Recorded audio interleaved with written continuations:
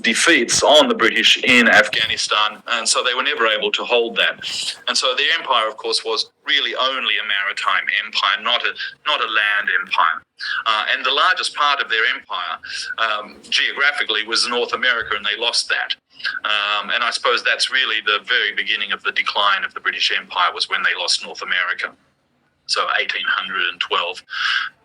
So world domination. Mackinder thought that, and you can just read this. I don't really want to read the same thing out to you, but look, the idea here is that central part of Central Asia, Eastern Europe, is a heartland, and it's got the richest resources, especially agricultural resources in the world. The soil in the Ukraine is black soil, and it's about 10 meters deep, which is just phenomenal. So you can grow anything there, really. And it also has, of course, huge quantities of minerals and energy, gas and oil and so forth. Any kind of mineral you can think of. So that is, an extraordinarily rich area, and it's not highly populated. So, it's still vast parts of that Central Asia still have very small populations. So Mongolia, for example, is a vast country, only has 3 million people. Kazakhstan, Tajikistan, all of the stans, except for Pakistan, which has a very large population, it's not really very well populated. So let's just go to the next one, and this is Heartland. So there you are, the center of the great Eurasian continent. That's the heartland. And then the blue area is what you might call the rimland, and we'll just talk about that in a moment. But the heartland, what's special about it? Well, it starts in Eastern Europe and it goes all the way to China. Mackinder called it the pivot area. In other words, everything's going to pivot around that, and then everybody's going to try and control it if they can. Now, that's the idea. Of course, it's a bit strange because Russia, of course, controlled a large part of that already, and we know that at the time Mackinder was writing his essay in 1904, Russia was about to lose a naval battle with the rising Japanese empire, and they were they had been in constant conflict with China, Qing dynasty China, and they'd been in conflict with the British as well, and not just in the center of Asia, but also elsewhere, in the Balkans, with the Ottoman Empire, with the Europeans, constant European wars. So, and then there's the world island, which is everything around that. So Africa, South America, Oceania, parts of Southeast Asia, North America. That's what's called the rest of the world. But the island, the world island, is the heartland, Eurasia. So Europe, Asia proper, China, Siberia, Southeast Asia, India, Saudi Arabia. This is the heartland right now, today. That's from LiveMap, and that is the front between the Ukraine and the Russians at this very moment. And you can see that that's a struggle over the heartland. Now, the heartland's basically divided. There's a sort of three people that really sort of have fed this theory. The first one was Mahan, it's an American sailor and cartographer, who said that sea power. Now, he came out of the same thing. He came out when the British Empire was so powerful, and he'd studied the Spanish and the Portuguese, and he thought that this maritime power was the most important thing. So everything in the world could be controlled if you controlled the seas. And to control the seas, you needed islands. And the islands give you a sort of an offshore periphery control over a mainland area. So Singapore, Taiwan, Japan, Australia's a big island, Mauritius, the Falklands. They start to think, oh yes, people are fighting over all these islands. I wonder why. Well, that's why. Because they tend to control choke points. They control areas where there's very large naval activity, so merchant navy or military navy. And so that's the heartland there, the rimland, as you can see, and then there's the maritime section, the darker section around the maritime periphery. So heartland we've explained, and rimland just means you can access towards the heartland from the maritime. So that comes from the Second World War. Spikeman was a cartographer, geographer who worked for the American government, and he just sort of advanced the heartland theory by saying, well, look, we can just consider it a rimland, and we can use our naval forces to penetrate into the heartland. So that's what's called the rimland. And we'll find out and discover later that that's what, when we're talking about Vietnam and Korea, Iraq and all those things, that's really kind of rimland activity. So here's the naval part, sea power theory, and you can see straight away where the biggest blue line is, and that's directly from Europe, across the top of it, through the Mediterranean, Suez Canal, Africa, and then right across all the way to Singapore. And of course, that would continue now across to the Pacific, and that gives importance to the Indo-Pacific, for example. So that's naval power. So here's rimland. It looks like this. This is the idea, red pushing in. You can see the arrows here where they're pushing. And so pushing where? Pushing in Korea, pushing in Taiwan, pushing in Southeast Asia, pushing in the peripheries, Myanmar, for example, Pakistan, Iran, Saudi Arabia, the south of Europe, the north of Africa. So that's rimland and pushing in towards the heartland, the great Eurasian continent. So here's the Iron Curtain. So this is one end, right, of rimland. If you just think, here's rimland, and here's Europe over on the left-hand side, and you see that big black line there.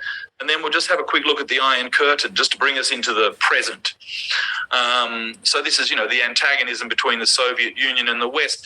Now, it's got to be remembered that this had started earlier. It wasn't just post-World War II and then suddenly there's an Iron Curtain. It was Churchill who said there's an Iron Curtain, and the imagining of a barrier or a wall was not a Russian idea. They didn't think that this should occur at all. They were against this idea. This was a Western idea. This was Churchill's idea and Franklin Delano Roosevelt's Truman's idea. And Truman has a lot to do with a lot of the geopolitical mess that we're in now. There was no real wall at all. But this is sort of an imagining, right? And then you can see that that's the rimland. You see that the idea there. So up that line now is all the way up to the heartland. So that's the idea of heartland theory. All right. So then the Marshall Plan. Let's throw some money at it. Let's reindustrialize Germany, specifically Germany and France, but mostly Germany. And the reason we need to do that, the Americans need to do that, and Marshall wanted to do that, was because they needed some industrial power, Germany, to resist Soviet power. So that's why it was reindustrialized. It wasn't, we're just going to make everybody rich and they can all have a Mercedes. It was, in terms of the heartland theory, it was in relation to making sure that the conquered Germany, because remember, there are still American armed forces in Germany, and Germany is still under treaty obligations from the end of the World War to the United States, and to make that a military and economic bloc to stop or to counter Russian power. And I won't say expansion, because at that time it wasn't really expanding. One of the misconceptions about the war in Europe is that the Americans won the war in Europe, and of course this is only partly true. Most of the lives were Russian lives. They lost almost 30 million people because of the Germans, and their industrial base suffered greatly, and they were in a terrible mess. Of course, they wanted to be part of the Marshall Plan, in fact. But the Americans said, no, we're not going to let you do that. We're not going to pay for you to reindustrialize because you control the heartland. So they didn't. And then now you can just see in this map here that NATO enlargement from 1949 all the way up to last year. So it just keeps growing towards the heartland. Now, just, whatever you already know about this and what you think about this, just try and put on the glasses that say heartland. So you're looking at it in terms of, okay, there's a heartland and you want to try and control it. So NATO is creeping towards the heartland, through the rimland into the heartland. And you can see here that if you can see my mouse, I don't know if you can see my mouse, but that's the Ukraine right there. That's a missing piece that covers the top of the Black Sea, and we'll talk about that a little bit later. So here's the bamboo curtain. Well, hang on, what? The bamboo, what? Yes, the bamboo curtain. So in the other side of the heartland, on the rimland, the Americans are doing the same thing. Now, we know that they re-industrialized Japan, and then they fought the war in Korea because what had happened, the Chinese had, Mao Zedong had won the Civil War, pushed the nationalists out to Taiwan, and so the Americans were very freaked out. So they said, we have to re-industrialize Japan. They weren't going to do that, but they decided after the 1949 that they needed to do that. And they partitioned Korea with the Russians. The Russians left, but the Americans stayed, and then they installed a puppet government in what they called South Korea. And of course, there was no South Korea. And you always hear people saying, oh, North Korea invaded South Korea, but actually it didn't, because there was no North or South Korea. There was only Korea. And the Americans had partitioned Korea, and then they had installed a puppet government and created South Korea. So it's a new creation. And so that narrative about, North invading South is kind of strange. It was actually a civil war, to reunify the Korean Peninsula. And they almost succeeded, except for, MacArthur arrived late in the game and pushed them back, and then the Chinese came in and pushed them back again, and so it remains partitioned. And I can tell you, all my conversations with Koreans, they'd like it to not be like that. They'd like it to be reunified. So don't get too excited about North Korea, because most Koreans really want to still be unified. That's their number one objective. And South Korea was reindustrialized during the Vietnam War. And then, of course, all the little tigers, Singapore and Taiwan, Thailand, all US allies, and they were reindustrialized through, and this was the American Defense Department spending to reindustrialize. This wasn't private capital. This was US government capital that was spent in Europe and in Asia to reindustrialize these countries. And so whenever you hear the narrative about how they're successful democracies and they got wealthy because they're democracies, that's not really true. What happened was they were funded to be reindustrialized, and then they had access to the US market for their exports. And that's what enabled them to become rich and wealthy again. So it's not just because they're smarter or something. There was a lot of help to make that happen. And of course, the situation in Taiwan is a development from the Japanese occupation of Taiwan. So once the Americans had taken over, they won the war, so to speak, they dropped the bombs, then they set the terms. And India, at that time, just said, well, we're not going to be part of that. That's imperialism. We're not going to sign anything that says Taiwan has no status. And so they didn't go. But so it was only the allies who signed it. In other words, the Americans, the Australians, the British, the French, the Dutch, 6 countries who signed that deal called the San Francisco Treaty, which created the ambiguity of Taiwan's status. But Taiwan's status actually was had already been agreed that it was going to be given back to Beijing. But as soon as there was a communist revolution and a civil war, the Americans changed their minds very quickly and said, well, no, we can't do that. So let's have a look. So now we're talking about 2 fronts. And this is an article I wrote in the China Daily about a week ago. I think it's a week or 2 weeks ago, and it outlines the American strategy, which is basically a 2-front, 3-ocean strategy. So the first front is in Europe into the heartland, and the second front is in Asia on rimland, not really in the heartland, but on the rim. And then 3 oceans. So the Atlantic Ocean the Atlantic Alliance, that's NATO, North Atlantic Treaty Organization, and the Indo-Pacific, which is the new concept. Because remember, it's a concept. It's not a reality. It's just a concept. It's a way to look at it. And it's very much a military and economic way to look at it. So that's basically the two sides of the heartland, both backed, supported, funded by the Americans and their allies. Now, let's just slip forward to the War on Terror in 2001. Because we talked about Vietnam and Korea and Iraq and so forth. So 2001, the Americans are moving into where? So they say that it's about Iran, because remember, Iran is the belly, the soft belly of the Great Heartland. And one could argue that Pakistan is part of that too. But Iran is the really the soft belly. And at that time, the Soviet Union, soft belly, and then later Russia's soft belly. And also, on the periphery of China.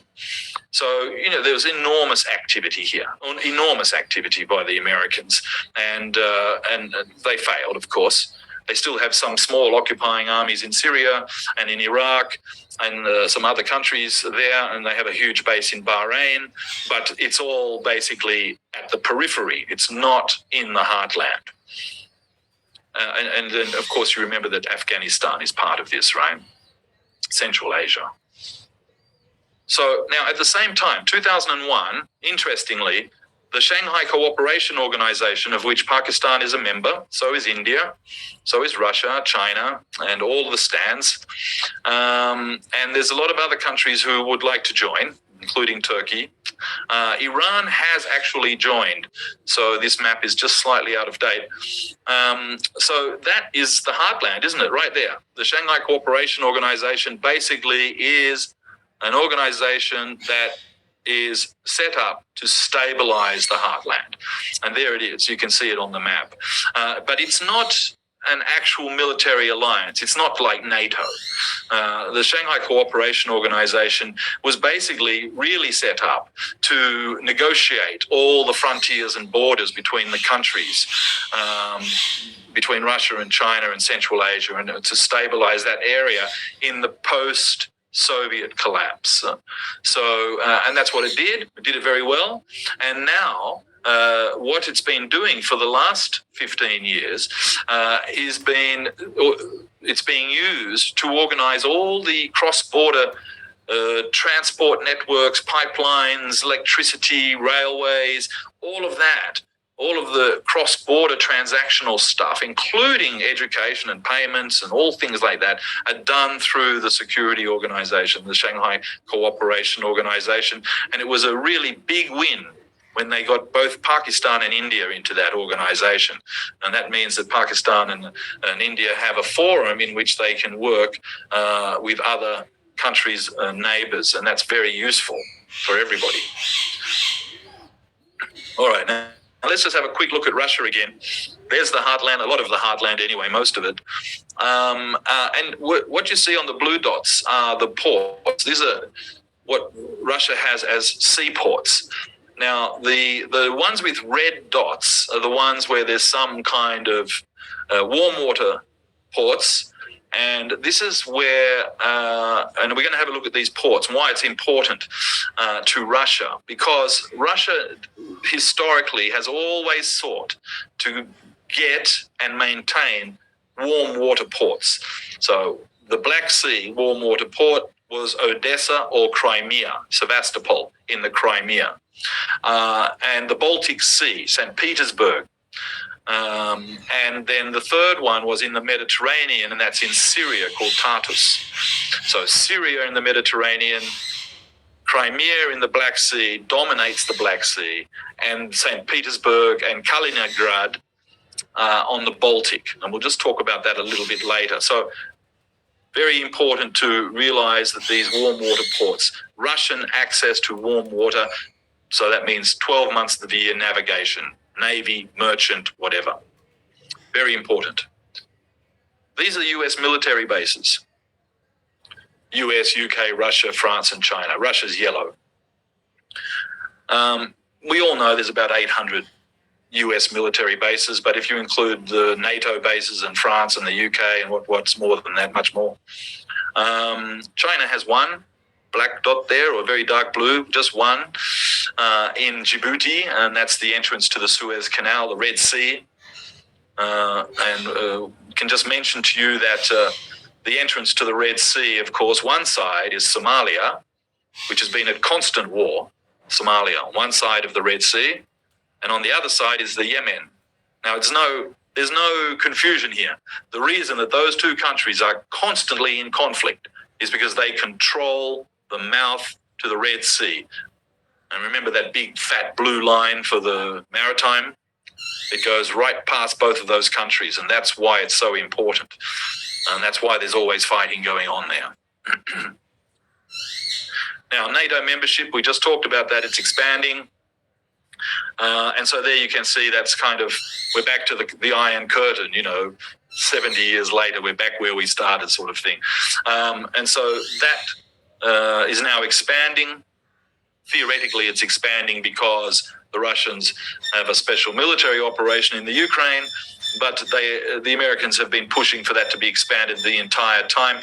And one needs to remember that every time the EU, the European Union, expanded, the Americans only agreed on the condition that NATO would expand too.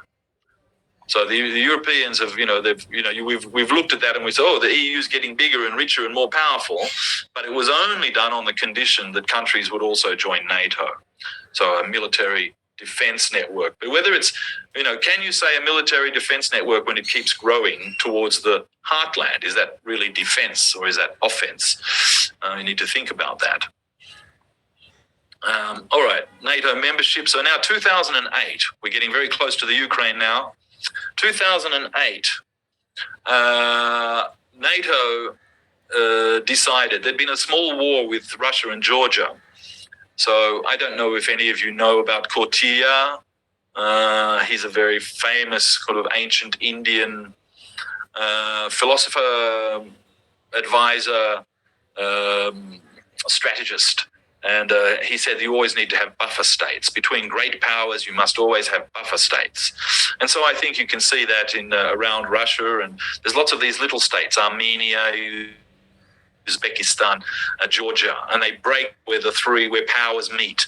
So where Turkey, Russia, and Iran meet, and there's three little countries between them, you see, sort of like a little jigsaw puzzle. And that's basically, they exist to create a buffer zone, a demarcation zone. And so basically that's what you might think the Russians are actually trying to achieve in the Ukraine right now. Anyway, so 2008, Bush, war on terror, GFC, global financial crisis. We're having a disaster. Inflation is crazy, right? And the Americans have exported this crisis, this financial crisis, because they're funding the war on terror. It's costing them total $7 trillion total. So their economy is suffering. And so then, their banking collapsed, subprime mortgage collapsed. But so while that was happening and everybody's suffering, in the rich countries, not so rich anymore, and poor countries have very high inflation and can't pay their debts, they go to Romania and they say, we're going to get Ukraine into NATO because the Russians are looking weak. So let's do it now. And there you have a picture of Stoltenberg with Zelensky, telling him what to do. Now, Stoltenberg is an interesting character. He was Prime Minister of Norway, and he began his role as a NATO Secretary General the year that the US backed the coup in Ukraine, 2014. So he has overseen the entire plan of NATO expansion into the Ukraine. He has been in control of all of that, and he's announced that he's I think he was pushed, but he may not have been pushed, but he's resigning and he'll be gone this year, which I'm beginning to think is a sign of weakness. But anyway, because he's the mastermind of doing all of this, and he's been responsible for the NATO expansion into Ukraine. Now, the Ukraine. So we're just going to go slightly back towards the heartland here, Central Asia, and you can see all of these, pipelines, railways, and things like that going up to the Caspian Sea, which is, this is Iran over here. I don't know, can you see my mouse? Central Asia pipelines, right? So this is the energy. There's Pakistan and Afghanistan, right? So now just imagine in that period of time, it was becoming very obvious that the Americans were not going to be able to win in Afghanistan. And the Americans had obviously, enormous forces with NATO forces. So NATO operating well outside of Europe, which is, very unusual. It's not supposed to be doing that, but it was extended. So they were given the right to do that. And then they later went to Libya and Syria and a few other places. So they're now operating outside, expeditionary, right? Not just defending, offensive, actively invading, like Iraq, right? And Afghanistan. So Afghanistan, of course, totally impoverished. But you can see that this area is, a transit area. So all the energy from Central Asia has got to transit. And where's it going to go to? There's only basically going two ways. It's going to China or it's going to Europe. So those are the two sort of, points of for energy, pipelines, roads, transport, all that stuff. And so this is the network right across the heartland here. We're in the heartland. And there's Ukraine right in the middle of it. And you can see, there's all those big pipelines going through there. It's very interesting. Now, it's also interesting to note that the largest source of revenue for the Ukrainian government prior to the coup in 2014 was the transit fees from oil and gas. That's how they made their money. So they were dependent, if you like, on Russia. Well, were they, or were they just making money? I mean, it's right in the middle. So that's the easiest place to put the pipelines. And if, you want to pay me to do that, if the Europeans buy it and the Russians, give me 10%, well, why not? And so that's what they were doing. And that was very profitable. And the economy was looking okay at that time, actually. But you can see that there's all these other pipelines going around, and Nord Stream 2 at the top there, you can just see that was being built. Nord Stream 1, sorry, Nord Stream 2 hadn't started yet. But that's the network of pipelines of energy, of money, right? Money and energy. Very important. We can't live without that. Now, let's go and have a closer look. Oh, yes. Here we are in the Ukraine, and look at all this energy coming from Russia and going to Europe, right through the middle of the Ukraine. So now, if you were a strategist and you wanted to get control of the heartland, you'd definitely have to stop them making money out of that, wouldn't you? So that's what happened in 2014, of course. The government was overthrown, and we'll talk about that in a minute. But that's the importance there. You can see that there's all this energy, Central Asian energy, heartland energy, all going to Europe, right? Or China, and to Pakistan as well, and possibly India. And then into the Ukraine. So that's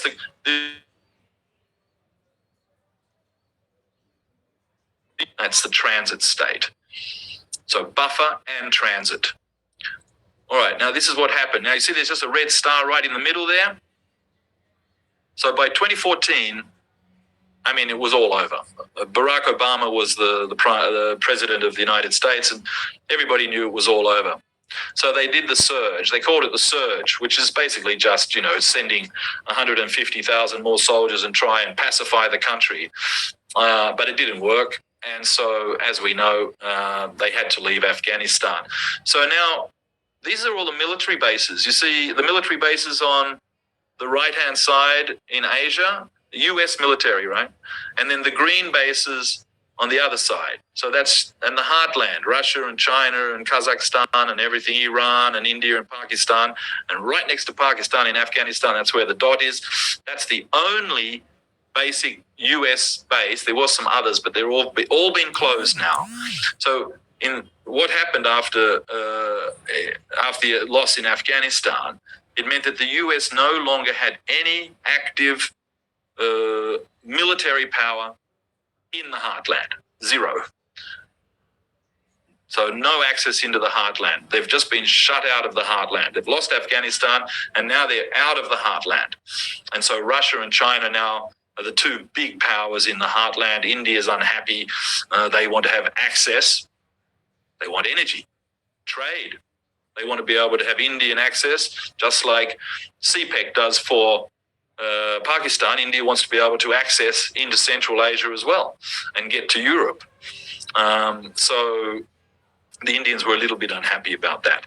But they joined the Shanghai Cooperation Organization along with Pakistan to try and figure out how they're going to do this, right? How you're all going to get connected to the energy and transit networks through the heartland.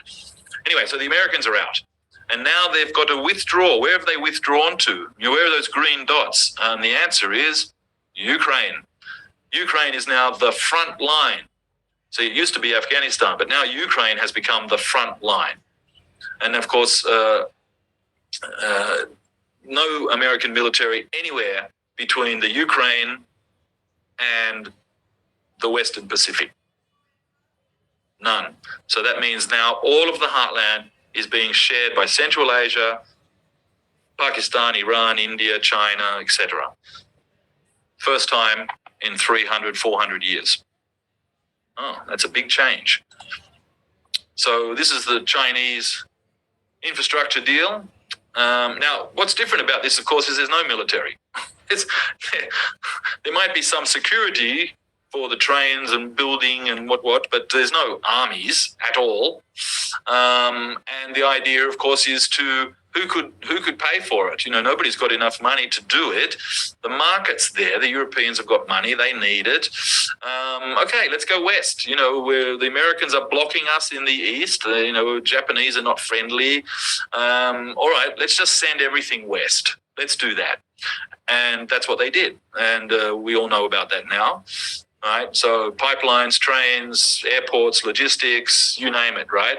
And the Shanghai Cooperation Organization has done all of the negotiations and the transactions and to figure out, where the border crossings are, how to do the customs and the trade and the payment schedules and all that sort of stuff, all been organized in the Shanghai Cooperation Organization. Not just bilaterally, but in that larger platform so that everybody's joined into it. So it's got something of a feel of ASEAN about it. Now, 2014, bam, we've got to overthrow the Ukrainian government. This is not good. So because remember, 2013 is Belt and Road. And the next year, and Afghanistan's, basically lost. Where are we going to get to? We've got to go to Ukraine. That's the last kind of access point to in the east for the heartland. So what happened? Democratically elected government was overthrown. Now, it was done in a way that, people talk, social media, Barack Obama, but you have to remember these revolutions happened everywhere. They called it, there was the color revolutions, and then following that was the Arab Spring. But basically they used social media to mobilize youth and disaffected and pumped in lots of money, and they were successful in Libya. Now was the richest country in Africa, now one of the poorest. They were successful in Egypt, but the Egyptians have kind of been through this so many times, the military just staged a coup and took over. That's the current regime in Egypt. And they were successful in Mali, in Sudan, south of Sudan, Somalia, fighting going on there, Yemen, fighting going on there. So all of these places went through this sort of color revolution, Arab Spring, but none of them are better off for it. None of them are richer now than they were before, right? None of them. They're much, much poorer than they were before. So anyway, the government in the Ukraine was overthrown by a US-backed coup. And there's lots of evidence for this. It's not me just saying, oh, that's what happened. There's lots and lots of evidence for this. And the lady who was in charge of it, Nuland, she is now still in the State Department and still talking about the Ukraine and how the US has to fight the very last Ukrainian. And it's all very good and well for her because she's very nice and comfortable in Washington. But of course, in the Ukraine, it's not so nice. So that's what happened. So the government was overthrown, and what's the first thing they did? Well, they got rid of all the pipeline deals. They wanted to redo the deal. So the Russians said, no, you can't do that. So there was a lot of friction over the oil and gas. And of course, the Americans were like, yeah, stop it, just stop it. And of course, the Ukraine economy just crashed. It didn't have those transit fees anymore. So very bad news for the Ukraine in 2014, basically, but very good news for NATO. So at the next year, 2015, Syria. Now, Syria, the civil war had been going on in Syria since 2011. Of course, the Israelis have a real interest in that. They wanted to get parts of Syria, the Golan Heights, which they've annexed, right? And the Russians have their only Mediterranean seaport in Syria. And very quickly it became evident that the Americans wanted to close that and restrict the Russians. So then they would no longer have a port in the Mediterranean. So they'd be in the Black Sea and they'd be in the Baltic Sea, but they wouldn't have access to the Mediterranean. So what did the Russians do? They said, no. And they went in there in 2015 and they backed the government and it worked. And the Americans have never forgiven them for this. There's a lot of resentment because Syria has still got the same regime and it's been demonized enormously. And I'm pretty sure that it's done some terrible things. But in terms of the heartland and geopolitics, the Russians, the warm water port into the Mediterranean, very important. And Syria is one of those small transit buffer states.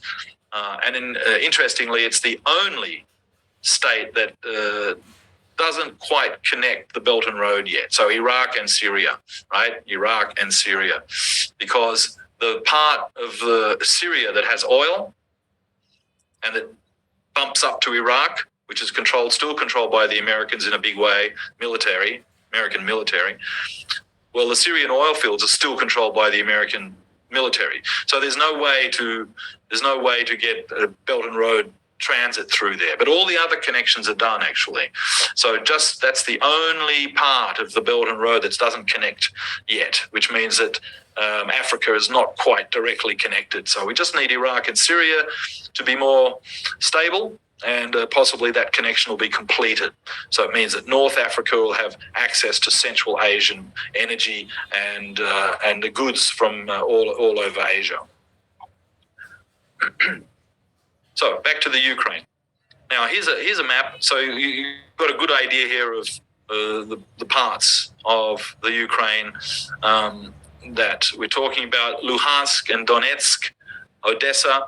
Now the Crimea is the dominant part of the Black Sea. So in other words, if you control Crimea, and that's where the Soviet Navy was based, if you control Crimea, you control all of the naval, all of the maritime networks in the Black Sea.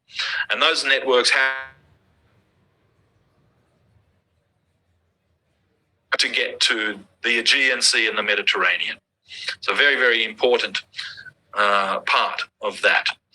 And you can see that's where we're struggling here. So that's your heartland right there. Now, here's the Belt and Road. Let's have a look at the Belt and Road.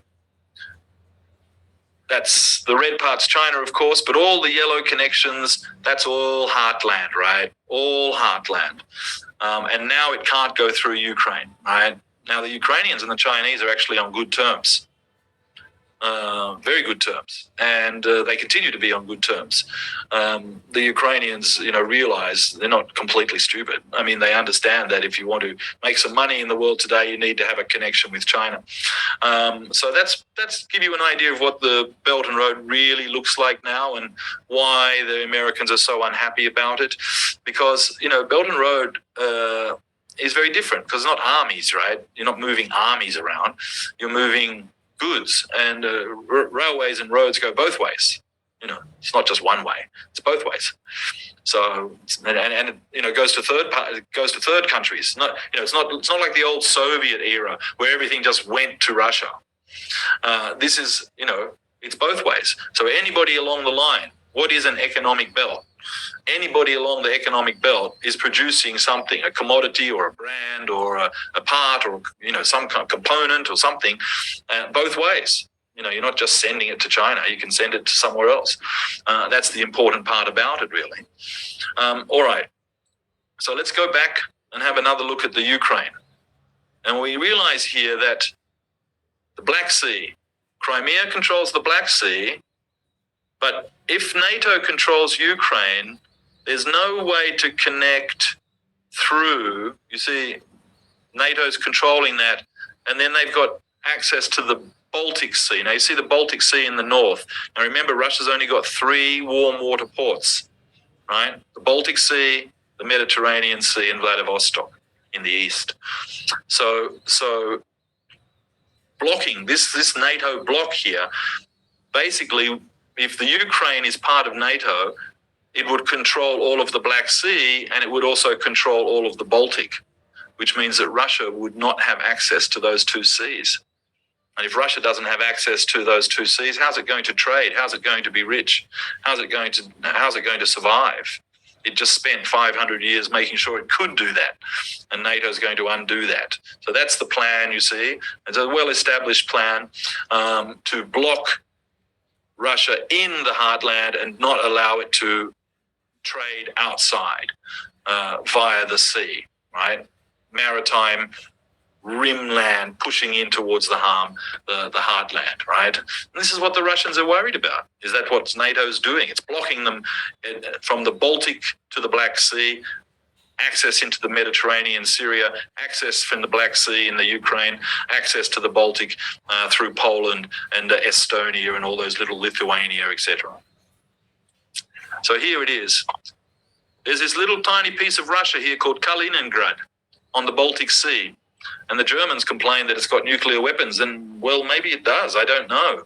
But it protects the mouth of the Baltic Sea. So, in other words, it guarantees that, and that's the reason that the Russians were able to keep it, it guarantees that they can control the mouth of the Baltic as well as up to St. Petersburg, so that they've got their maritime traffic all the way through the Baltic Sea, and that remains open. So, freedom of navigation, right? Freedom of navigation for the Russians. Nobody ever speaks about that. It's always freedom of navigation for the 7th Fleet or something. But there's freedom of navigation for Russians too, and for Pakistan, and for Cambodia, and for anybody really. So that's why the Russians are holding on to that. But as you can see here, when Lithuania, Latvia, and Estonia went into NATO, suddenly that little part of Russia was not connected to Belarus anymore, to Russia anymore. So that's what's called the Suwalki Gap. And of course, Russia is very, very worried that it can't access Kaliningrad from the land. And so Belarus, of course, is very important in this, maintaining the relationship with Belarus, which is what the Russians are doing. Now we'll just keep going. That's Nord Stream there. Nord Stream, there it is, right along the Baltic, right? Kaliningrad, Russia, St. Petersburg, Russia, all the way through Nord Stream down to Germany. So we all know that somebody sabotaged the Nord Stream. And now that's very, very dangerous, because everybody in the world is now worried that somebody, a power, could just blow up your stuff. Pipelines, digital, fiber optic cables, electricity transmission lines, all gas pipelines, ports. This is very, very scary for the whole world. You've got to be thinking, and every country in the global south especially is having that thought. They're having, well, hang on a second. People are now willing to blow up international infrastructure and not claim credit for it. They're just doing it and then saying they didn't do it, basically. Right? Now, I'm not saying that the Americans did it because it's not been 100% proven, but I think it's very obvious that that's where if you were Sherlock Holmes, you'd be looking at the United States. All right, now, so there's that, what they call the Lublin Triangle. That's the same area, right? So that's a real stress point for Russia. And that's why if Ukraine was to go into NATO, Russia would be locked, and then it would lose Kaliningrad, and then it would lose access to the Baltic. So, for the Russians, this is existential. Real meaning of existential, not pretend existential, real existential. It would kill their trade. It would really, really be damaging to their economy. All right, now here in the Black Sea, same thing. You can see Black Sea gives you access down to the Mediterranean. Black Sea out to the Mediterranean.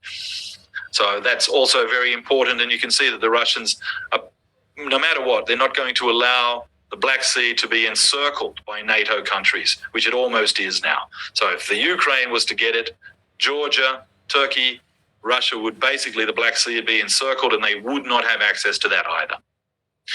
There's a convention,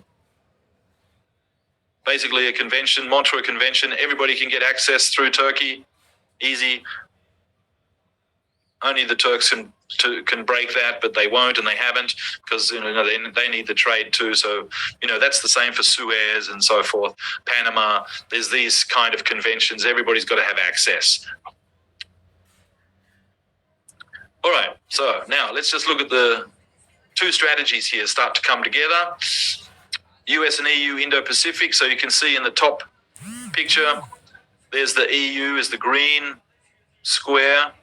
Not a square, it's a whatever it is, parallelogram of some sort, and a rhombus, just for you people, for you nerds, I think it's a rhombus. And there's another rhombus over here in the blue one, which is the American. So that's the blue is the US Indo-Pacific sort of control area, and the green is where the Europeans are supposed to do their stuff. And you can see that the red is the Belt and Road. Right, through the heartland. And what are the Europeans and the Americans doing? They're pushing on the rimland towards the heartland, trying to stop maritime, right? Maritime trade everywhere. That's why we looked at those Russian ports, right? The heartland, access to the sea for the heartland, very important. All right, we're getting close now. All right, here's a balloon. Look, it's a balloon. Okay. And so for 2 weeks or 3 weeks, everybody's been looking at this damn balloon. Why? What's so interesting about this balloon? There's hundreds and hundreds of these balloons flying around. Everybody has them. I am pretty sure Pakistan's got a few of them too. And it's never been a problem. And as long as I've been alive, I don't remember a balloon having such a big media exposure. And that the first thing, and I remember the first thing they said, we've got this Chinese spy balloon on CNN, and I turned it on, and I had a look at that, and I turned around to my colleague and I said, let's all look at the balloon instead of looking at the Ukraine. Let's not look at the Ukraine. Let's look at a balloon. So that's what everybody did. They all looked at the balloon. But really, of course, 2 weeks later, so last week, the intelligence official said, yeah, it's a weather balloon. Yeah. Well, I think anybody who was involved in international relations and international security, who really had their head on, knew that this is a distraction, a media distraction. We're all looking at the big, bright, white balloon and not looking at what's happening on the ground in the Ukraine and other things like a rail derailment in Ohio where poisonous gas was put into the air. It didn't even make it. And Seymour Hersh, the Nord Stream article was released that week. The same week as the balloon went up, the Nord Stream article came out about the Americans had organized and planned the destruction, sabotage of Nord Stream. And so everybody's looking at the balloon. And that still to this day, the New York Times, the Washington Post have not run a story about Nord Stream destruction. So that's independent media. So it's very hard to believe, really, isn't it? But there it is. And yes, as everybody jokes about this, it cost what was it, 2 million or something, 2 million to shoot it down, and it's only worth $50 or something. All right. So this is the situation on the ground. While everybody's looking at the balloon, what's really happening? Well, what's really happening is the United States is split in two directions, right? It's got two fronts on three oceans, and its economy is not in good shape. I mean, no matter what you hear, the US economy is in terrible shape. They've got enormous debts, high inflation, political polarization, social troubles. People get killed all the time. It's really not safe. Their infrastructure is crumbling, and it all looks very nice on Hollywood. Like, I watch TV and Netflix or something, and everything looks fantastic. Everybody's rich and they're really nicely dressed and everything. But if you actually walk around on the street, and I lived in America for 5 years, it's not like that. It's definitely not like that. So there's real problems for the Americans here to be able to maintain this. They don't have the financial resources. And that explains a lot as to why they've kept saying to everybody else, you have to stop using Russian energy because then you need American energy. You have to buy more weapons because they have to be American weapons and we'll make money doing that. And you have to pay more for defense so that we pay less. And so there's real reasons for that. But despite all of that, US military spending is increasing all the time. It's now almost $1 trillion a year, and they really just don't have the money. But here in Bakhmut, in the center of the Ukraine, at the front, I should say, not in the center, physically in the center, but at the center of the front, things are not going well. The US is not able to supply munitions. Each round of funding and weapons has been smaller than the last. In other words, it's diminishing. In other words, all of the supply that's coming from the US and the NATO countries is getting smaller, not bigger. Like the news story is getting bigger, like the balloon, but the actual dollar number and the actual amount of weapons is decreasing, not increasing, decreasing. And if you think you can win a war in Russia, very close to Russia with 80 tanks that are 40 years old, you're dreaming. Here they are getting surrounded in Bakhmut, and basically that means that the center of the Ukrainian defensive line is collapsing. It's very bad news for the Ukrainians in real terms. It's very bad news for the Americans, and I think you can see why everybody's saying, well, the Americans are becoming hysterical about balloons and about all sorts of things. They're really very strange behavior from the U.S. Diplomats and even Biden. Biden's speech in Poland, where he just called everybody names. He said he was really rude. And what's going to happen when he has to sit down at the table and he's already called Putin a murderer? It's very, very difficult to sit opposite somebody when you've insulted them so much. So. That's very difficult. But look, the situation on the ground in the Ukraine is not looking good for the Ukrainians. They are losing a lot of men, and those men are not well trained. They don't have enough weapons. They can't get them. They don't have enough money, and the Russians have very short supply lines. So it's easy for the Russians to get new supplies, and it's an artillery war at the moment, and the Russians are winning, and winning by a big margin. So very, very difficult, and the Americans are in real trouble here. So here they are, they're in trouble. They're in a train.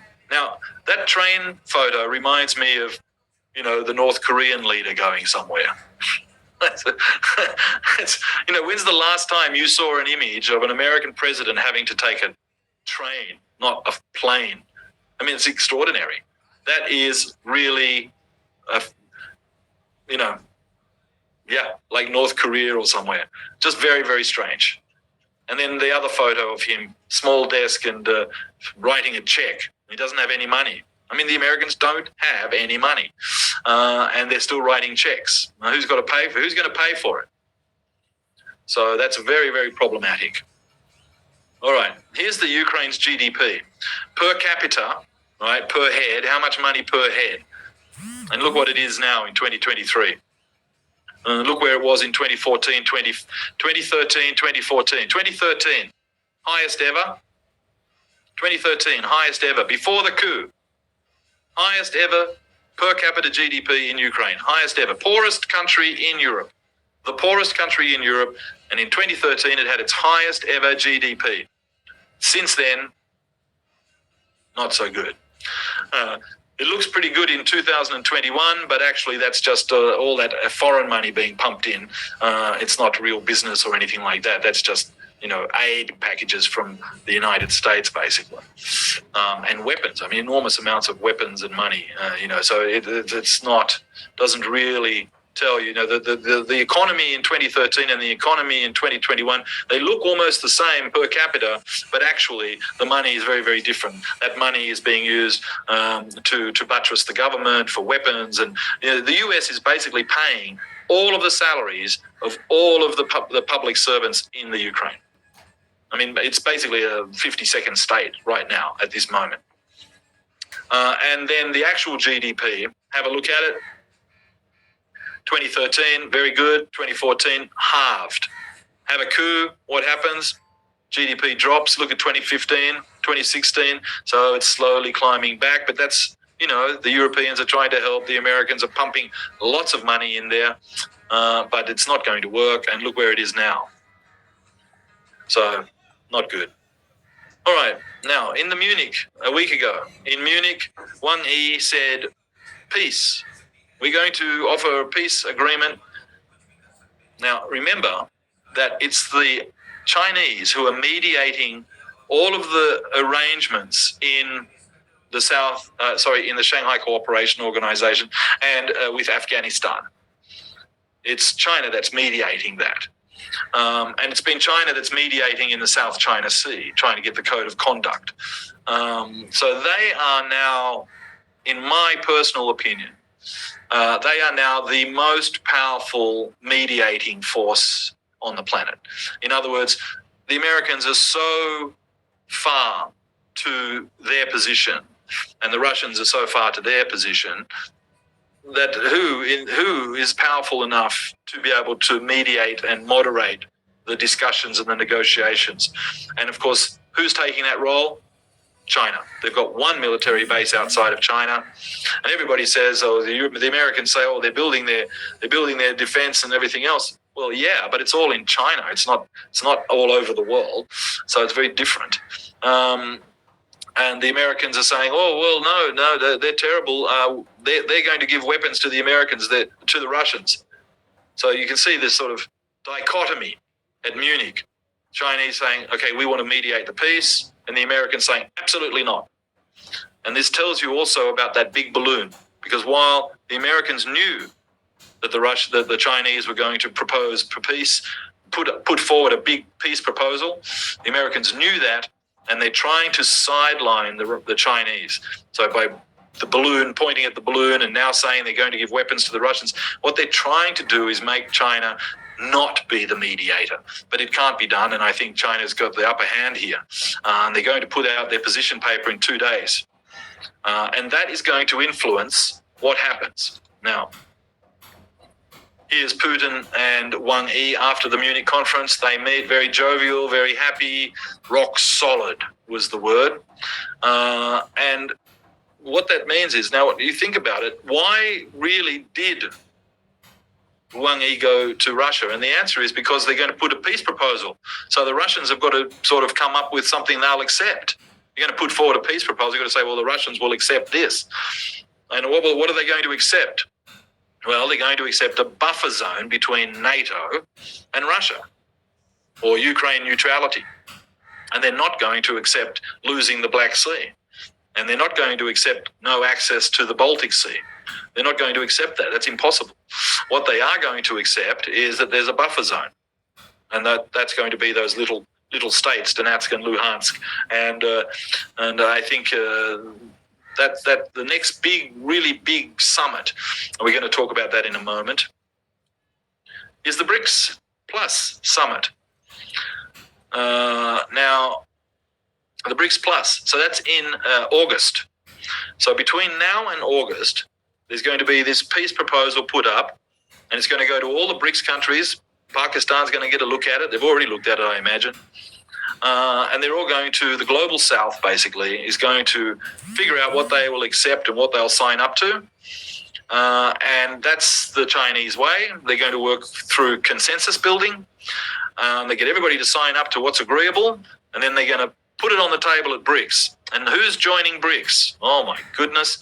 Let me see. Saudi Arabia, Iran, Kazakhstan, Algeria, Egypt, Nigeria, Argentina. So you can see what's happening here. Think about Heartland again, and think about the world island and the rest. And you can see here that if you've got the Heartland organized, Russia, China, Eastern Europe, Central Asia, South Asia, all working together, suddenly the BRICS Plus is more powerful than the G7. So this is basically, we are at a major turning point in world history this year. Power, for the first time in 400 years, almost 500 years, is switching from European and North American power to Asia. Now that's monumental. And that's really what's happening here. Now, there's other parts of this that need to be worked out, and it might take, it won't just all happen in one day. But when it does happen, it happens quickly, and all the bits need to be worked out. And one of the biggest and most important parts of this is de-dollarization. The Americans have weaponized the dollar. They've taken the foreign reserves of Russia. They've taken the foreign reserves of Venezuela, the foreign reserves of Libya, the foreign reserves of a lot of countries. They're sanctioning everybody. Now, 20 years ago, there was about 500 sanctions. Now there's something like 20 or 30,000 sanctions. The office for sanctions is so big you could, have a football game in it. I mean, it's just so huge. So this has, I think everybody in the global south has understood that weaponizing the dollar is very, very dangerous. Now, who wants that? The Asian financial crisis in 97, everybody was becoming a bit more careful. Global financial crisis in 2008, while the Americans are having another war. Let's be even more careful. And now with the pandemic and very aggressive America weaponizing their dollar, everybody doesn't want it. Nobody wants it. Everybody wants to do it another way. And that includes India, that includes BRICS, that includes Pakistan and China, everybody. They all want another way of doing it. But they don't want to just get rid of America. That's not the idea here. What is multipolarity? The Americans have to become one of the poles, right? An important pole, one of the poles, but stripped of the reserve currency role because they're not trustworthy. Nobody can trust them. They've proven that. So this is the first time that you're going to get the BRICS Plus and the Shanghai Cooperation Organization members all together, plus other global south countries. They're going to look at this peace proposal at the BRICS, and they're going to come up with a solution, and then it's going to be tabled at the UN in September. So now the Ukraine war basically is going to run down. Just think about what happened in Vietnam and the Paris peace talks and so forth. Maybe they'll try and make it last. The Americans will pump more, NATO will pump more into it and everything, but everybody knows it's already over. And now it's all about peace. And China's put the peace proposal up into BRICS. They're putting it into the Shanghai Cooperation Organization and the rest of the global south. And that'll be the document that the UN General Assembly will vote on in September. Now that's what I think that's the timetable. That's what you need to be looking at, is what's going to happen between then and now. And just as a last summation, I just want to say to you as students, it's very important not to look at the balloon. Please try not to look at events, because what happens is if you just look at the explosion and you look at the event, right, the big explosion, but then you don't look at all the things that caused the explosion. And what I've tried to explain to you today is a kind of a fairly shallow overview of what's really pushing the power equation in the Eurasia area and the world, the global south more specifically, BRICS and SCO. What's pushing that whole turning point in the world today, of which Pakistan is such an important part. For the first time in Pakistan's history, it's got access both ways, up and down to the sea and up to markets in Central Asia through China, etc., out into the sea and so forth and so on. And that's amazing, and I expect to see huge benefits from that going forward, and this is all part of that. And I'm pretty sure that Pakistan is going to be supporting the peace proposal. I can't guarantee it, but yes. So thank you very much for listening to me talk so much, and I hope there's enough time for us to have a good question and answer section right now. Thank you, Professor D.P. James, and you present a wonderful presentation and wonderful speech, and you gave us a very new and different narrative other than the Western propaganda media gave us different narratives where every experts and scholars are singing the Western songs, but you presented a very different narrative. Okay, thank you so much for. Now, I am opening the floor for question answer. We have Professor Digby. Can we take questions through chat or through live question? Well, live questions would be better, but okay. But chat, I'm not sure how I do that. Okay. Okay, students, you can just tell me what the questions are. Okay, student, you can raise your hand. I will allow you, and then you can ask your question. First, Mr. Faisal Sadiq, I think he wrote 2 questions in chat box. In the chat. Okay, so how do I? Let me just check how to do that. The chat. There it is. Okay. Yes. It didn't take too long for me to find it. 3 people in the chat room, in the waiting room. Is that what? So in the waiting room, is that the thing? Okay. Here we go. All right. Muhammad, what? What is that temporary input? Do I have to download that or what? Okay, I speak. One student asked a question: how do you see President Vladimir Putin's latest request table with respect to North-South trade route, as it will bridge the gap of heartland and rimland? This will be on the same lines like CPEC is joining China to Indian Ocean.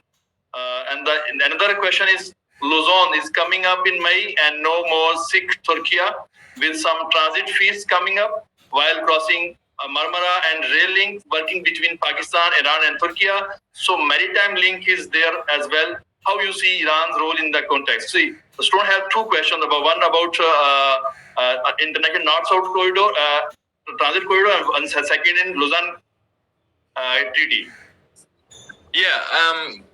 Look, any active corridor for transit or transport of any kind is a good thing. I mean, that's basically what every country's economy needs. The more connection you have, the better it is. And this is true, just you think about your own personal networks. The more networks you have, the stronger your networks are, the busier you're going to be. So that's very true. I mean, and of course, Russia is now stimulated to bolster its internal economy, domestic economy, as fast as it can. So, of course, promoting any more connections is going to happen as fast as it can. And I think it'll get assistance from its friends to do that. I'm pretty sure that will happen. As for the pipeline, it's the pipeline through Marmara, the Turkish, it's TAP, I think it is. That's a good alternative route, and I think that's important, and the Turks need it. I mean, Erdogan has been playing the regional mediator, not the global mediator. The global mediating role is China. The regional mediating role has been Turkey, Erdogan. Now, he's part of both camps, right? He's an observer in the SCO. He's in NATO. He can block Sweden and Finland if he wants to. And I think he's basically already doing that, sitting it out, waiting to see what's going to happen. He said Turks are going to remove their troops from Syria. That's good. Less pressure for the Russians. Turkey is a real player here. But remember that the EU has, yes, you can join NATO, but you can't join the EU. So, they don't want to allow the Turks en masse access into Schengen. There's a lot of racial, religious bias in that. I've been to Turkey 4 or 5 times, and I love Turkey, wonderful place, and the way the Turks have been treated by the Europeans is really dreadful. But so I think, Erdogan's been punished by the Americans on his economy, currency manipulation, reserves, and so forth. Look, if they can get transit and then get transit fees on energy, it's very profitable. Why not? Go ahead, do it.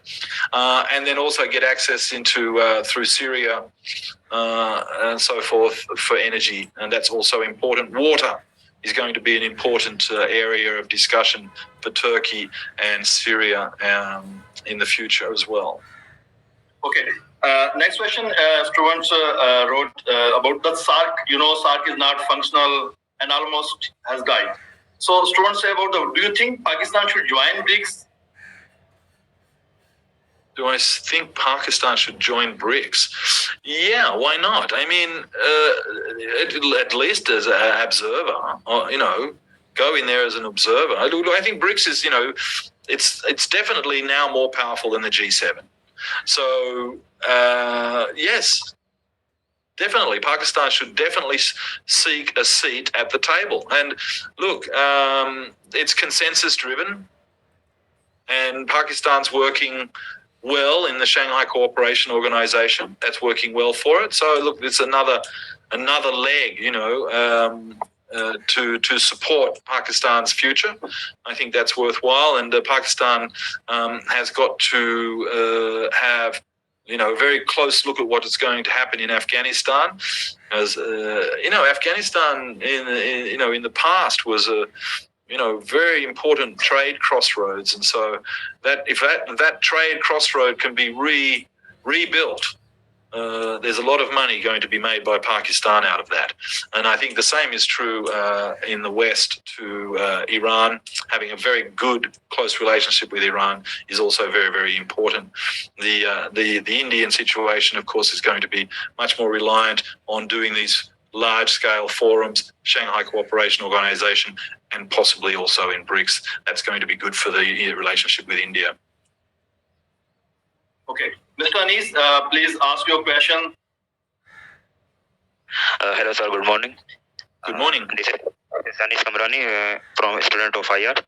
Sir, my question is that does the heartland theory and one belt, one road strategy of China are same or not? Because nowadays, same like China is applying to constructing many seaports around the South Asian countries for not only expand their business but also controlling the region. No, it's not the same thing. I mean, remember that heartland theory was at a time when maritime power was, British maritime power. That was the view of the world. The maritime powers had taken over the world. Spain, Portugal, France, the United Kingdom, the Netherlands. They had taken over the world and colonized the world.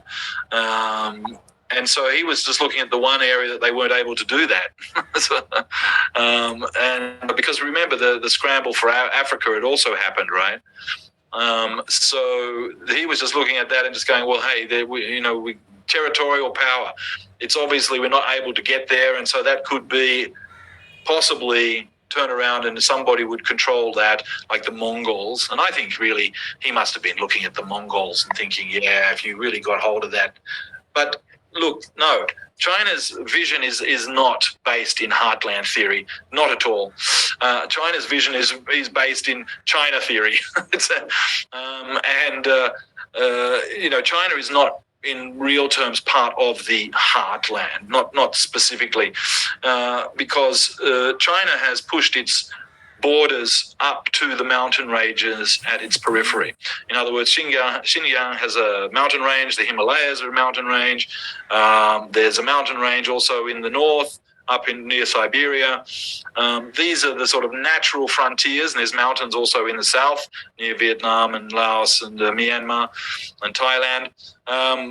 So those are sort of the natural frontier borders of China, and it's been that way for, well, thousands of years. So I don't believe it. It's true to say that somebody's beeping a lot here. It's not true to say that China has the same idea. It could be seen that way, and I think I showed one of the slides that kind of shows it like that.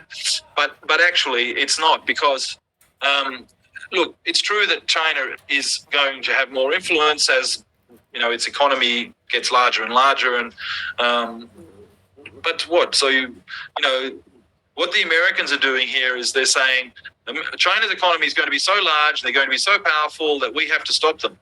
So to stop them, we have to destroy their economy, and that's what they're doing to Russia, actually. So, and that's what and that's what's happened to Venezuela and Libya, and So there's something very wrong about that conceptual idea that you're going to, because somebody's just naturally big and they've already been around for a few thousand years, and they're suddenly your peer competitor. You have to make sure that they don't get richer and they don't have advanced technologies and what.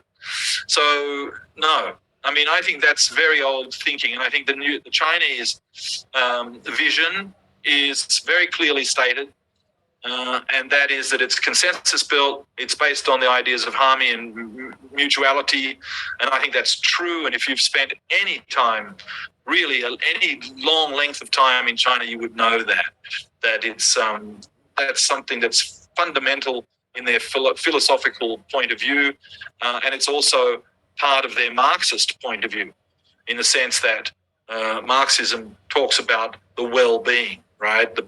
The state of being, and that is the most important thing in this. And if local populations are connected, and they get richer, they trade, well, then that's a good thing. And I think all of connecting Europe to right across Asia and into Africa, everybody's going to get rich.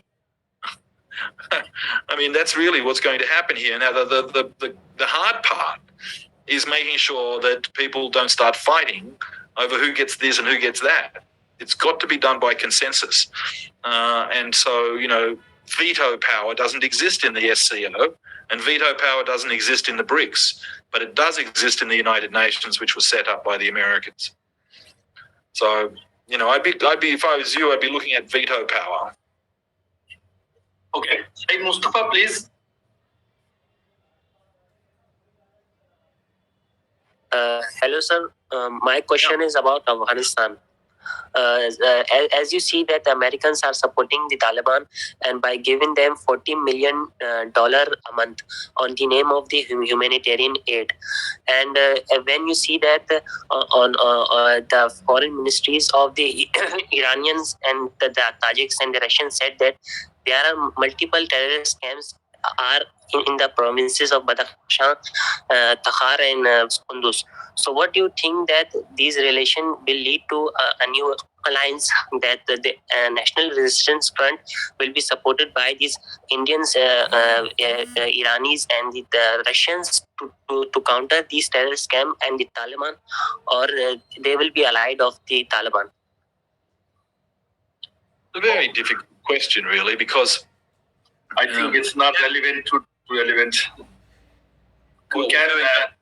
But I would just like to make a comment about that, and it's a very kind of fundamental idea, and that is that as long as people are poor, destitute, hungry, uneducated, and not connected, then they're going to fight over very small things.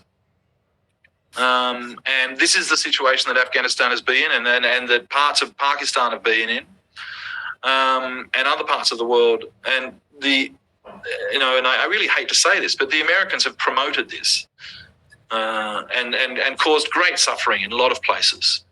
And I just read today, 2.4 million Iraqis died during the Iraq invasion that was done, on false pretenses and all that. And I just people start moralizing about the Russians when the Americans start pointing their finger at the Russians, and I mean they really have no moral grounding in here at all, zero.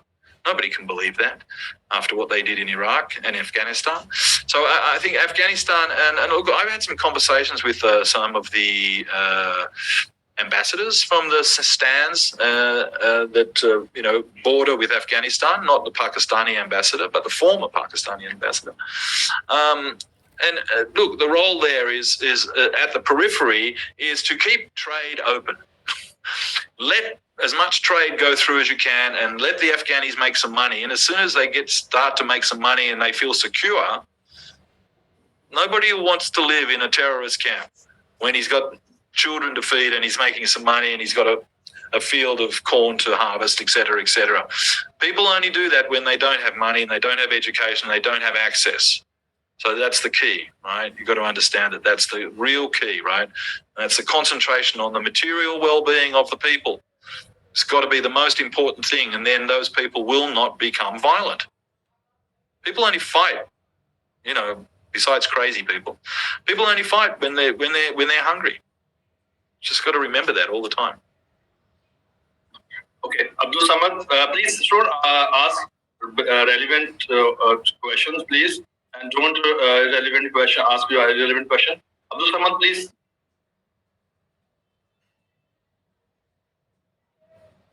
Hello, sir. Sir, my question is regarding regional cooperation about heartland theory. Do Russia can get some relief against the Western plan of restricting Russia into the heartland only? What role can regional powers play to neutralize the Western effect, as it is regarded as the Asian century? The Dutch Prime Minister just said that he thought it wasn't the Asian century, it was another American century. That's what he said.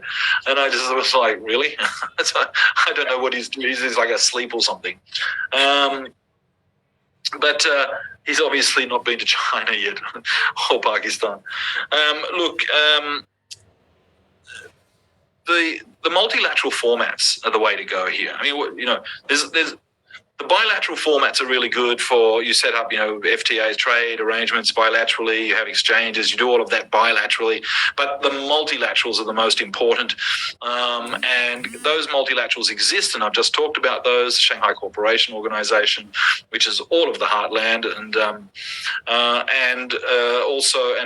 and importantly, Pakistan and India are both in there, and Iran also. So this is really important, and it's consensus. There's no veto. There's no, it's not like the Security Council from one nuclear power can say no. No, it's not like that. Everybody has to agree, and ASEAN is done in the same way. So I think that's very, very important if you think about it. That on China's periphery, in Central Asia, and China's periphery in Southern Asia, where the Americans are pushing, that's where they're pushing. The two blocks consensus-based organizations, which is democratic, right? Not veto organizations. So I think that's very, very important, and they need to be strengthened, and they need to be used more for cultural, agricultural, trade of all kinds, cross-border and all of that, accelerating de-dollarization, all of those sorts of things, stabilization in every way, harmonization of all of the things that can be harmonized, administrative plus physical. That needs to happen as fast as possible. The faster the better, really, as long as no mistakes, right? That's what needs to happen. Russia, Russia is, people don't understand the depth of feeling.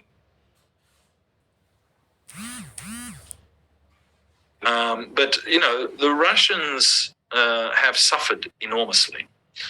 They suffered enormously at the hands of the Mongols. They suffered enormously at the hands of the Germans a couple of times. They've suffered enormously at the hand of the Poles and the Lithuanians and the Swedes. They've been invaded so many times, and they've suffered enormously. But particularly, with the Germans. I think people don't realize just how much they've sacrificed to be able to maintain Russia. And anybody who's running around thinking the Russians are going to get rid of Putin because they're not happy, they're out of their minds. The Russians are going to support him until the end. And at this point, I will tell you that I think Russia is going to get out of this special military operation what it seeks to, and that is a buffer zone, and to have the Ukraine kind of, shall we say, neutralized. So take a neutral line and not be part of NATO. I mean, I think this is really sort of a key step, and the population won't change. And we've seen that, all the big countries basically have supported that position. All of Africa, Latin America, most of Asia, all of Asia, plus China and India have supported that. And that's what's, that's the new reality. When every time I hear somebody in the American government saying, global leadership or something, and I think, well, hang on, they're leading less than 15% of the world's population, only half of the global economy, really only half these days, totally dependent on other parts of the world anyway. I think, no, who are they leading? They're not. I mean, it's this action that's going on is, I think, is probably the straw that broke the camel's back, so to speak. Russia will come out of this stronger. Look, Russia's economy is growing faster than the UK economy. What else do you need to know? Russia has positive economic growth. The UK is shrinking by 2%. And that's going to continue. Okay. And because all of that, everything, Russia has everything that you could possibly want. And if the Japanese got smart, they'd be doing that too. Okay, Nuzhat. Hello, sir. My question is, it's been 1 year since the Russia-Ukraine crisis began, and the possibility of a truce was quite blurred. As you have highlighted in your lecture about few weeks, like it was some peace proposals by China. However, today, early morning, China came with the 12 points for the ceasefire between Russia and Ukraine. So what's your opinion Morning, on the I haven't seen it. I'm doing this. Early morning, they have came with 12 points. So what are the 12 points? Why don't you tell us what they are? So they are like war can't do anything, like they have to cease fire, and there are many points. Ceasefire. Number one, ceasefire. Number two. Number one is ceasefire. Like they have to stop all the things, and they should come with a peaceful resolution. Okay. No, but look, all peace plans kind of start that way. There has to be a ceasefire. And then once there's a ceasefire, then you say, okay, there's a line of control.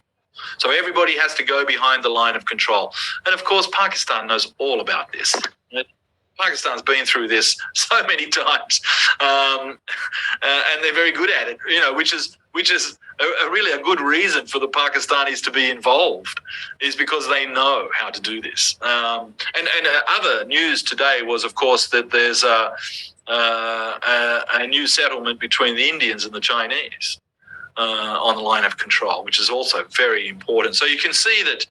And there was another thing that happened was the Indonesians signed a deal with the Vietnamese over the South China Sea, over their economic zones. So you see that there's this kind of, I think, and I believe this to be true now, is that there is a global tendency to move away from this kind of militarization of everything, and to get to a situation where can have negotiated settlements for pretty well most of the troubles in the world today.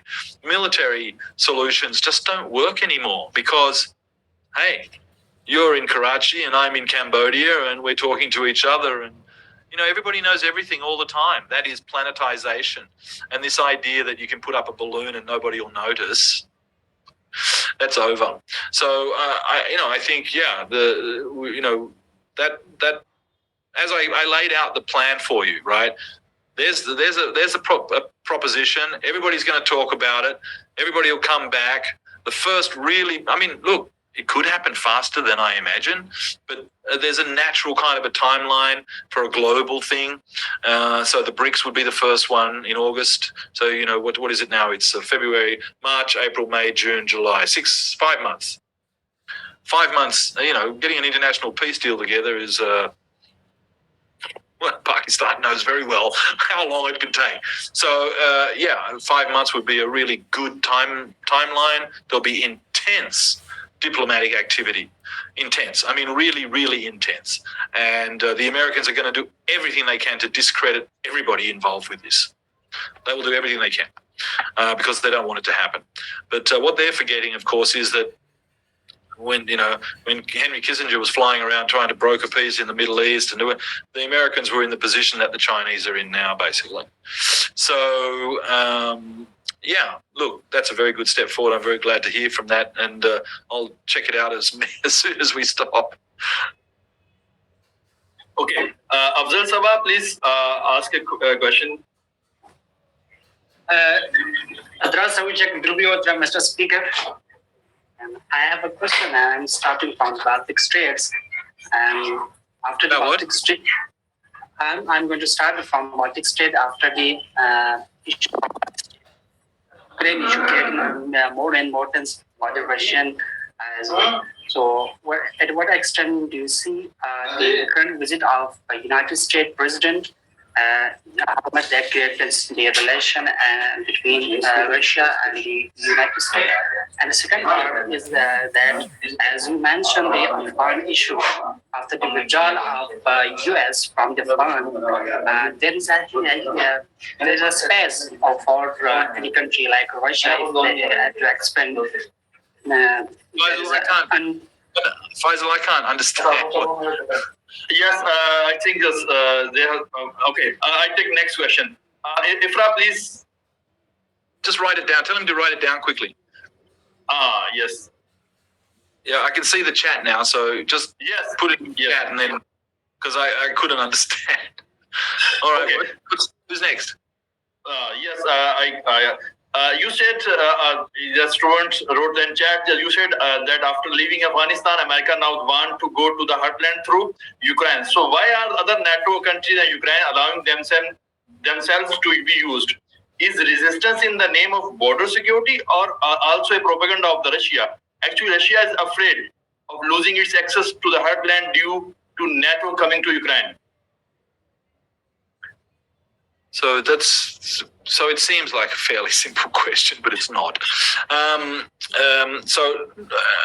Even though we're talking about the concept, so the theory of heartland, I don't want you to take it as. I mean, you can explore it, of course you can, but I don't really think that this is the theory that's governing what's happening now. There's elements of it. And it's a really nice sort of large concept by which to look at these problems. But I think there's other theories that would probably work better.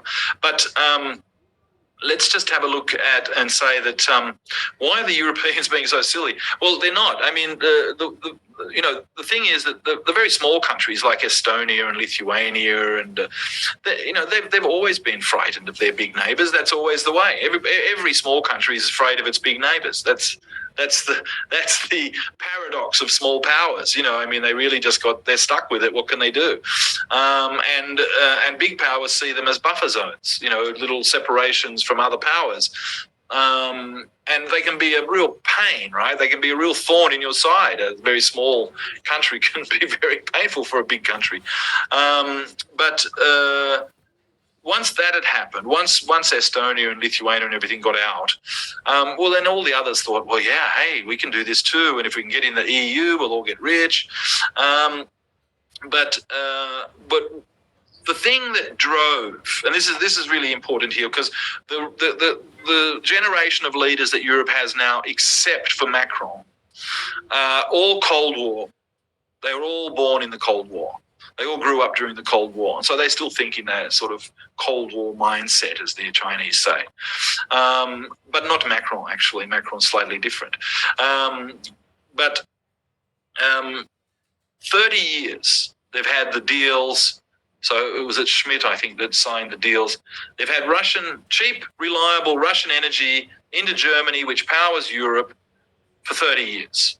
And, the fantastic economic growth that Europe's had over the last 30 years, everybody loves Mercedes and, all that Volkswagen and all that stuff and all the big car companies and Airbus and you name it, right? Everything that's German, everybody thinks, German quality, it's fabulous. But all of this stuff is powered by cheap, reliable Russian energy. And at no point in that 30-year relationship did the Russians ever turn around and say, hey, you can't do this, you can't do that, you have to do this. That didn't happen. It was a very, very, very good relationship. And the Americans just, saw that as being just terrible. And, of course, the Americans, and that is sort of heartland theory, the idea that the Germans and the Europeans rely on the Russians and the Asia East for their energy, for their markets, and they have, really close interaction. That scares the Americans enormously because that would make them an island, because those economies would be so much bigger than America's economy. And you can see that what America's already hates the Chinese idea of the economy being bigger than theirs. And imagine what they think if Russia and Central Asia and Europe's economies just got so much bigger than the American economy. I mean, that just frightens them to death. And then there's the idea, of course, that, hey, why aren't you buying our energy? We're a competitor in the market. But so there was some tricky stuff going on. For example, Angela Merkel, right? She'd been spied on by the CIA, WikiLeaks, all that. She wanted to maintain that relationship, have a very strong relationship with Russia, with Europe. And, the Russians weren't threatening. So she was fine with that. And, let's have more gas and energy, no problem. And then we'll also try and get, diversify, no problem.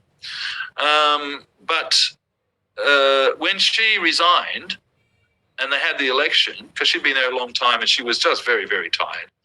Health problems, real health problems. So the opposition parties got in. It's a very weak alliance, only 3 parties. One of them, the Greens, the foreign minister, very anti-China, very pro-US, anti-Russia, anti-China. And it was a very weak coalition. So they just... The German listen, the Americans have been running politicization programs.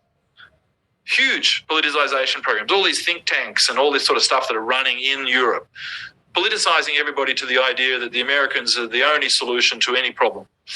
And definitely don't connect to the Chinese or the Russians or anybody else, or the Indians or anybody, or Pakistan. And they've done that. And so they deliberately weakened Angela Merkel's party, and that weak 3-party coalition just crashed straight away. I mean, they just folded straight away and said, no Nord Stream 2, and let's go into the Ukraine, right?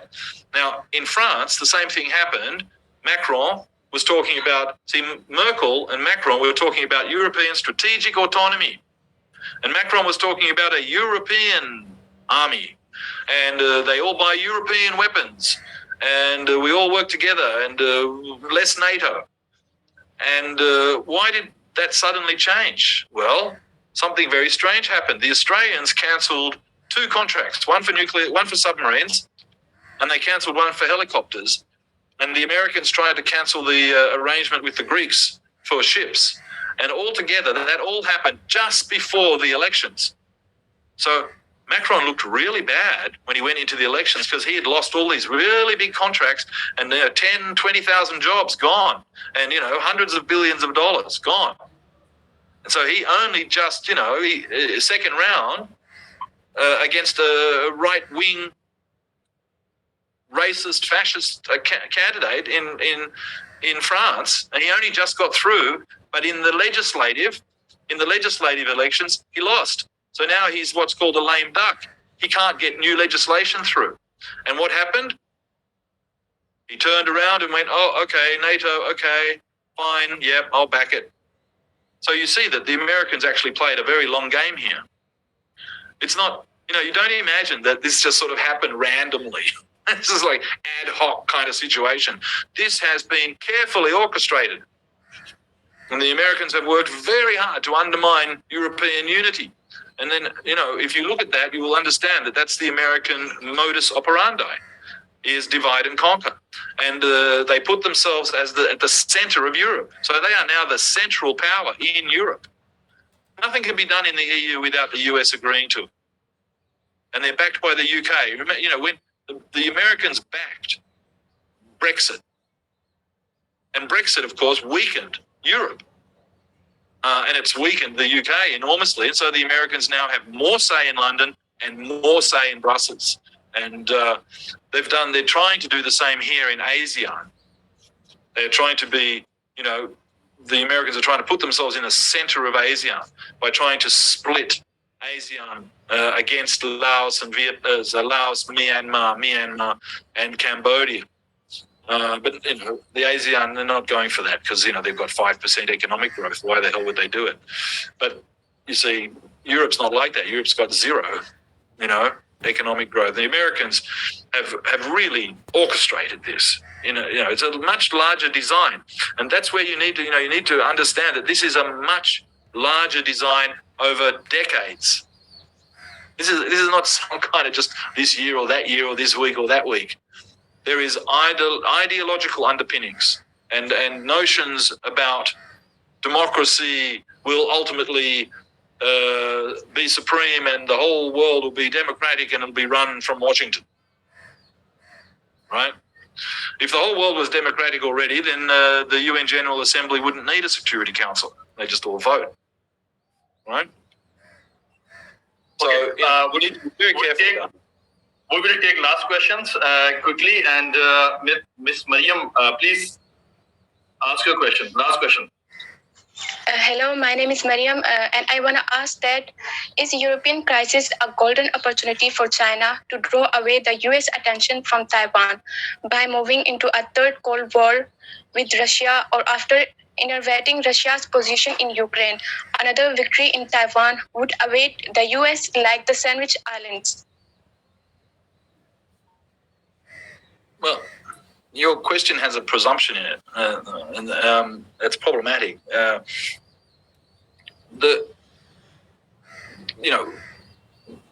Will China take advantage of the situation, the crisis well, it's advantageous for them for sure. It just makes them more powerful. That's what I've been trying to say to you, is that China is now the moderator, the mediator globally for peace.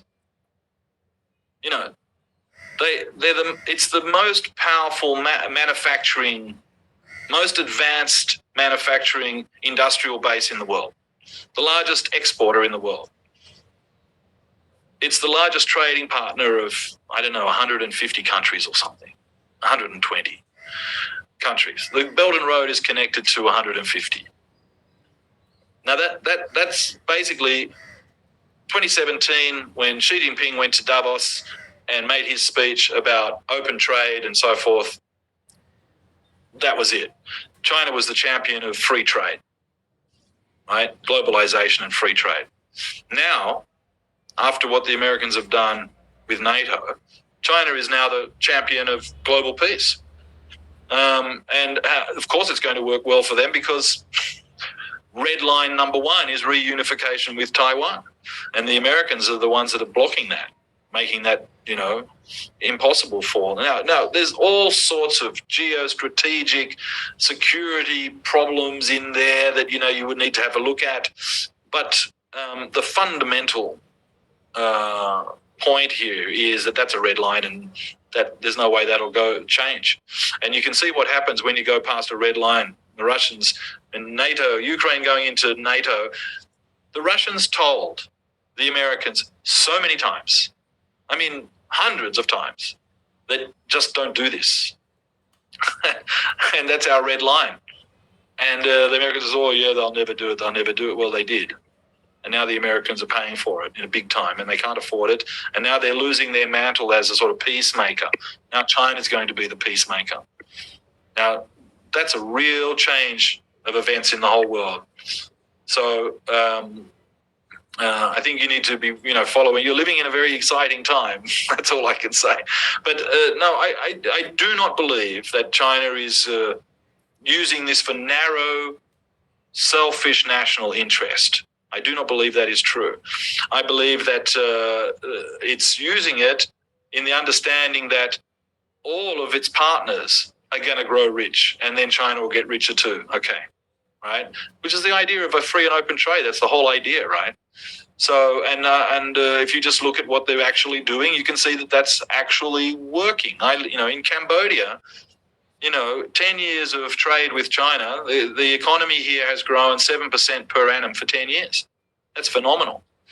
ASEAN and China have got 5% GDP growth this year, right? The US got 0, 1. Inflation at 5 and GDP growth at 1, that's -4.